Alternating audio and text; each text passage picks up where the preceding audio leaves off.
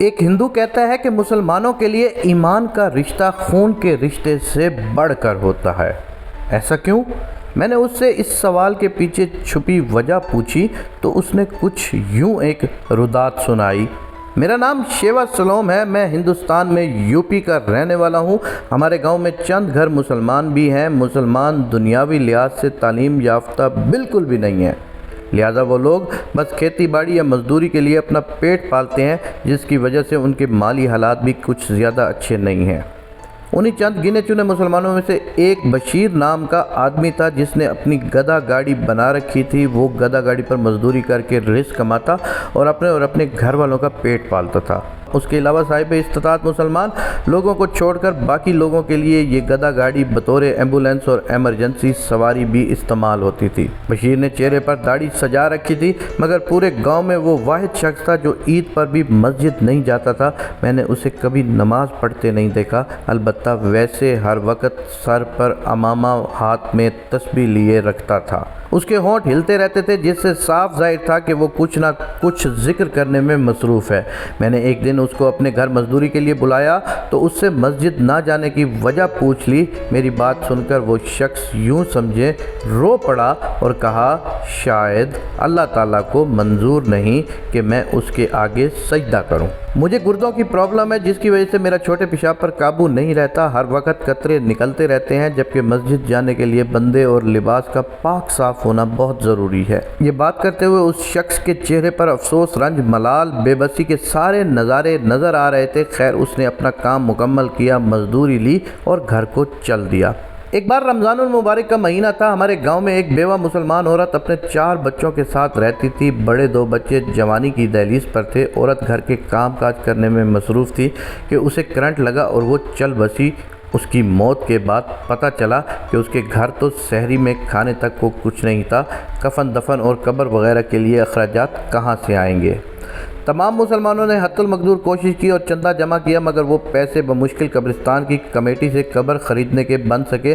کفن وغیرہ خریدنے کے لیے اب بھی مزید پیسوں کی ضرورت تھی اور اس ضرورت کو پورا کرنے کے لیے بشیر نے اپنی گدھا گاڑی بیچ دی۔ اس گدھا گاڑی سے مرحومہ مسلمان عورت کے کفن دفن کا انتظام کیا اور باقی پیسوں سے ہاتھ سے چلنے والی 2 ریڑیاں خرید کر ایک پر خود پھل فروٹ لگا لیا، جبکہ دوسرے پر ان یتیم بچے بچیوں جن کے والدین گزر چکے تھے۔ گھر میں کمانے والا کوئی نہیں تھا، ان میں سے بڑے بچے کو سبزی لگا کر دے دی۔ سارا دن اس لڑکے کو ساتھ ملا کر مزدوری کرتا۔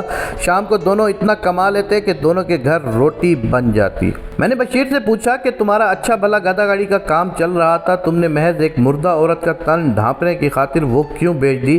اب کتنی مشقت کے بعد تمہارے گھر 2 وقت کی روٹی بنتی ہے، جبکہ پہلے پہل تم ایک آدھا پھیرا کر لیتے تھے تو تمہارا گزارا ہو جاتا تھا۔ میری بات سن کر وہ مسکرایا، مگر اس کی آنکھوں سے آنسو بہہ نکلے تھے۔ اس نے کہا تھا کہ امت مسلمہ کی اس بیٹی کا کفن میری گدھا گاڑی اور میرے گھر والوں کی پیٹ پوجا سے کہیں زیادہ ضروری تھا، لہذا میں نے وہی کیا، اور میرے اللہ کا وعدہ ہے کہ رمضان میں کیا گیا اچھے عمل کا اجر کہیں گنا زیادہ ملتا ہے۔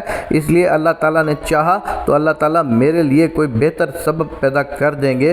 بشیر کے جواب سے میں اتنا متاثر ہوا کہ مزید کوئی سوال نہ کر سکا، اور پھر میں نے اپنی آنکھوں سے حالات بدلتے دیکھے۔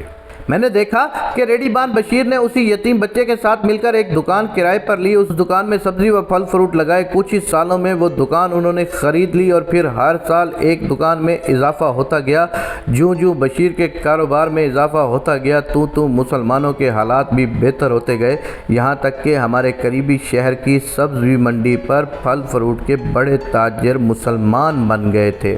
تمام مسلمان باروزگار تھے اور ان کے بچے تعلیم حاصل کر رہے تھے۔ میں نے دیکھا وہی مسلمان جو سارے مل کر بھی ایک عورت کے لیے کفن نہیں خرید سکے تھے، آج جب بشیر فوت ہوا، قبرستان کی کمیٹی کے پاس کئی غریب مسلمانوں کی قبروں کے لیے ایڈوانس پیسے جمع تھے، کئی لوگوں کے کفن کے لیے رقم موجود تھی۔ یقیناً بشیر کی موت کے بعد ہمارے گاؤں سے کبھی امت مسلمہ کی کوئی بیٹی بغیر کفن کے قبر میں نہیں اترے گی، اور نہ ہی کفن کی خاطر در بدر جانا پڑے گا۔